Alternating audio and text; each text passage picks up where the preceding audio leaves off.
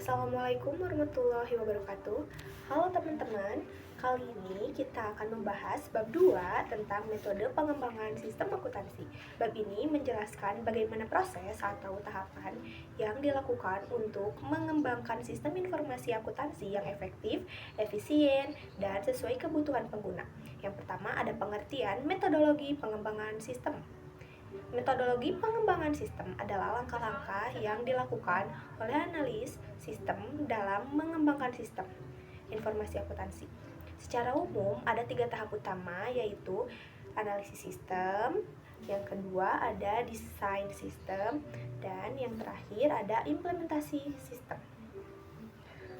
Ketiga tahap ini menjadi fondasi dalam membangun sistem akuntansi yang sesuai dengan kebutuhan perusahaan. Dan kedua ada tahap analisis sistem. Tahap pertama adalah analisis sistem yang terdiri dari 4 langkah utama. Yang pertama ada analisis pendahuluan, yaitu mengidentifikasi kebutuhan pengembangan sistem berdasarkan permintaan dari pengguna informasi.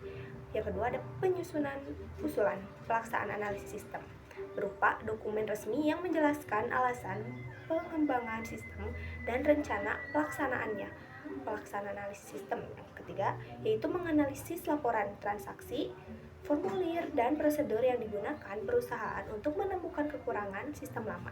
Yang terakhir ada penyusunan laporan hasil analisis sistem, yaitu laporan akhir berisi temuan, rekomendasi, serta proyeksi biaya dan sumber daya yang diperlukan.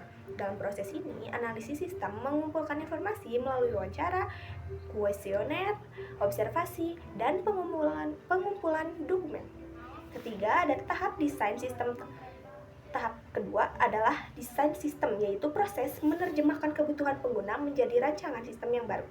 Tahapan desain meliputi desain sistem secara garis besar, penyusunan usulan desain, evaluasi sistem, penyusunan laporan final, desain garis besar, desain sistem secara rinci, dan laporan final, desain rinci.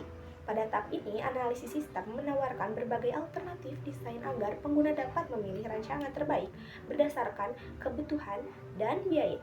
Dan yang keempat ada tahap implementasi sistem. Tahap terakhir adalah implementasi sistem, yaitu mengubah rancangan sistem menjadi operasional di perusahaan. Tahapan ini mencakup persiapan implementasi, termasuk perencanaan dan pengujian sistem baru, pendidikan dan pelatihan karyawan agar semua pengguna memahami tanggung jawab dan cara menggunakan sistem baru. Konversi sistem, yaitu proses mengganti sistem lama dengan yang baru. Terdapat 4 metode konversi, yaitu konversi langsung. Sistem baru langsung menggantikan yang lama. Lalu ada konversi paralel, sistem baru dan lama berjalan bersamaan sementara waktu. Dan yang ketiga ada konversi modular, sistem baru diterapkan sebagian. Dan yang terakhir konversi phase-in, penerapan bertahap berdasarkan bagian sistemnya. Dan yang kelima penggunaan bagan alir atau flowchart. Dalam pengembangan sistem akuntansi, bagian alir atau flowchart digunakan untuk mengembangkan alur dokumen dan data dalam sistem. Kelebihan bagan alir adalah memudahkan pemahaman sistem secara menyeluruh, memudahkan melihat kekurangan sistem, dan membantu dalam proses dokumentasi sistem akuntansi. Jadi, secara singkat, pengembangan sistem akuntansi melalui 3 tahap utama, yaitu analisis, desain, dan implementasi.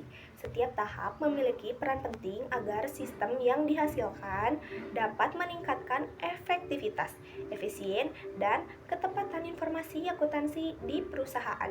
Dengan metodologi yang tepat, perusahaan dapat memiliki sistem akuntansi yang lebih baik dan mampu mendukung proses pengambilan keputusan. Sekian yang bisa saya sampaikan, mohon maaf bila ada kekurangan. Wassalamualaikum warahmatullahi wabarakatuh.